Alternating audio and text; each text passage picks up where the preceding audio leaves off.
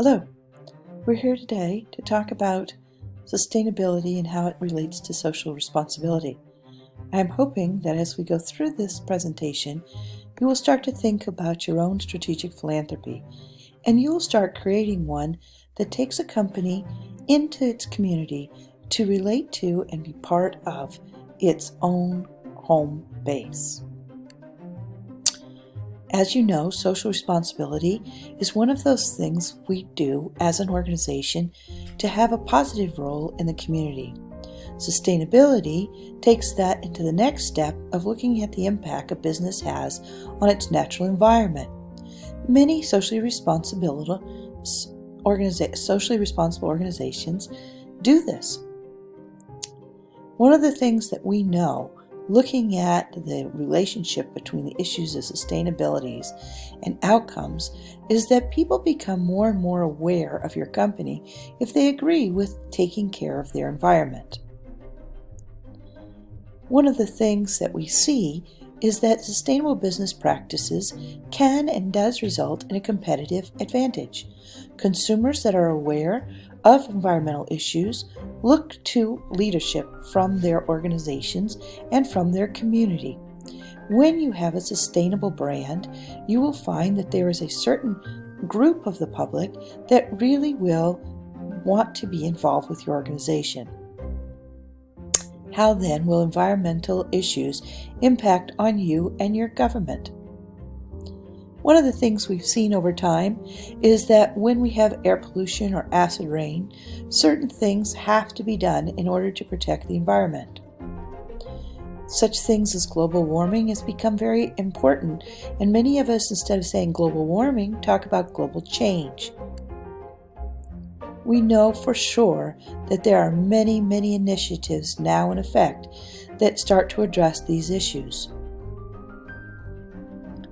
Climate change is one of those things that people want to take care of. How do they take care of it? Do they just know about it? Do they get involved with a cap and trade program? Or do they take more aggressive, proactive approaches, such as adopting a smaller carbon footprint? With water issues, we know that dumping is wrong. We look to people to take care of their trash now. We want high quality water.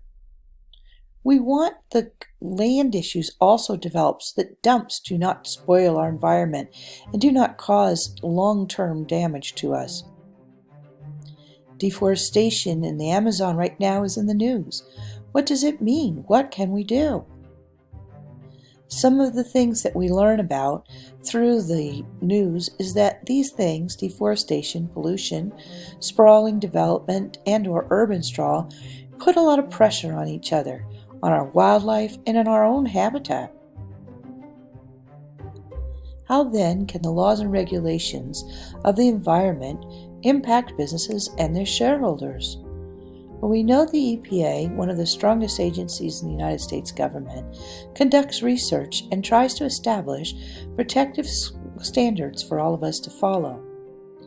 However, is that far enough these days?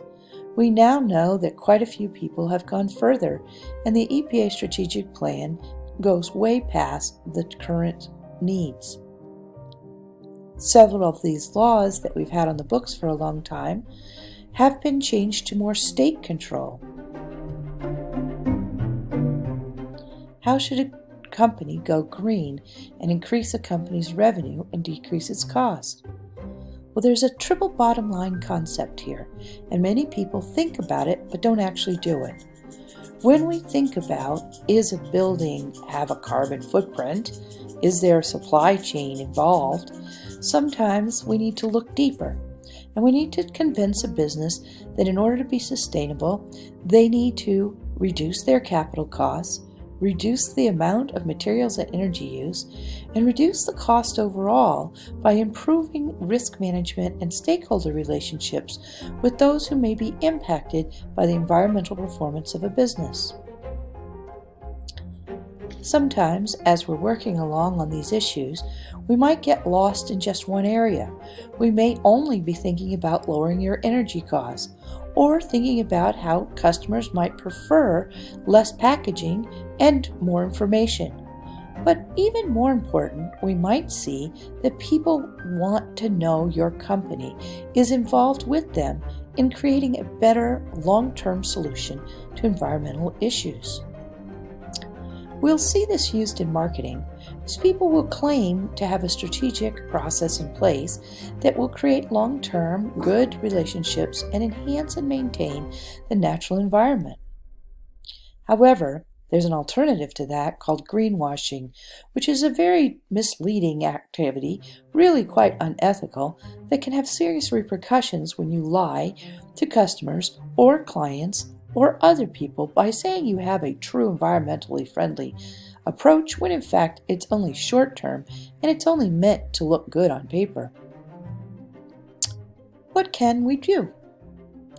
Well, there's a range of things we can do. We can just at the very beginning identify what we might be doing wrong. Consider and operate with a little bit different approach to our own trash, our own impact, our own relationship with those of us that are working on the issues. But we can go further. We could decide to have a high impact and a high commitment by really looking at this as a strategic moment where you, your employees, and your customers could actually take care of the environment better. We could assess the performance of our own business in meeting the needs of the environment. We could look at the water we use, the land we occupy. We could actually look very closely at our impact short-term and long-term based on our business activities. Recycling is one of the most common ways that people will do this. They will actually get involved with taking all of the waste and making sure that it's put back into the environment in a friendly manner. That is composting perhaps, or again, true recycling. A lot of customers appreciate this. As a matter of fact, it improves the bottom line because the waste now becomes a cost-effective event. So how do we do these things and what might we do? First, we'd have to know the bottom line that exists today. Then we'd have to assess what's the risk if something goes wrong. Next, we may want to communicate with different parts of our communication chain. We may want to talk to our employees. We may also want to talk to our customers and let them know that across the board we want to reduce waste so that we're using less packaging, perhaps we're using recycled packaging, and again we're trying to reduce our waste stream. One of the things we do as we're assessing the risk is we have to be very real. Sometimes we can't figure out the cost of air pollution or water pollution, and all we can figure out is the cost of switching between different methods of disposing of our wastewater or our air pollution. Lots and lots of management teams have had to work at quantifying these trade-offs and to decide whether or not it's too expensive to engage in environmentally related activities. So people use both formal and informal ways of talking. They talk to their employees informally about being careful, making sure that they monitor the amount of waste going out. But then they also might do a little more direct door-to-door or phone surveys. There is an organization that actually comes up with some of these things to do in an audit. The ISO 14000 is a comprehensive set of environmental standards that encourage companies to be cleaner and safer worldwide. If in fact you stick to these types of recommendations, many nations and regions will welcome your business. Here's a checklist that you might consider. Is your organization committed to strategic environment? Do employees know the environmental compliance policies you're trying to encourage? Do your suppliers and customers recognize your stand on environmental issues? Are the managers familiar with the environmental strategies of their own company as compared to other companies? Has the environment compared its environmental initiatives with those of the other companies? Do you know the best practices in environmental management regardless of your industry?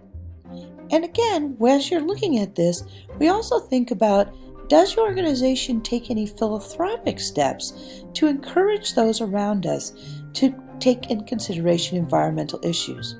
A very recent event occurred when we had a business in Maine go out among the schoolyards and clean them up, pick up all the trash, the needles, the lost shoes, the coats, the McDonald's carriers, and put them into recycled areas. Again, complying with all the laws and regulations that exist on the books already can improve our environment and make us strategically more sustainable.